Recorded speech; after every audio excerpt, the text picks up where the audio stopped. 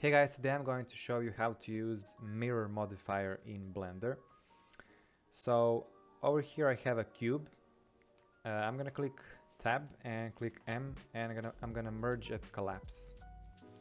So it's gonna create this dot, and I'm gonna click 7 to enter this top mode.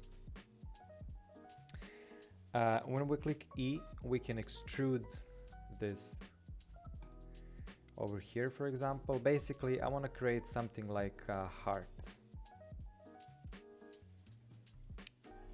So, for example, here, I think this is enough. I'm going to click Tab to enter object mode. So this is half of this heart. And I'm going to go over here where it says modifiers, add modifier. Go over here where it says generate, and I'm gonna click mirror. And what it does, it mirrors this left side and it creates a perfect heart. I mean, it's not perfect, but you can of course make it better, but this is for explanation purposes. Now over here you can see that these lines do not cross, so I'm gonna click clipping.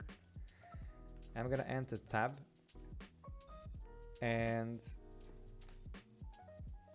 if we move this over here, they're going to stick together.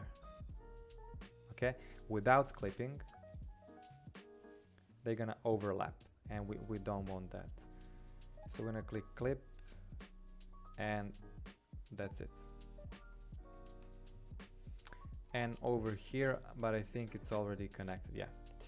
So yeah, basically this is how to use Mirror Modifier in Blender. Hope you liked the tutorial. Make sure you subscribe. Have a nice day, and I'll see you next time. Bye.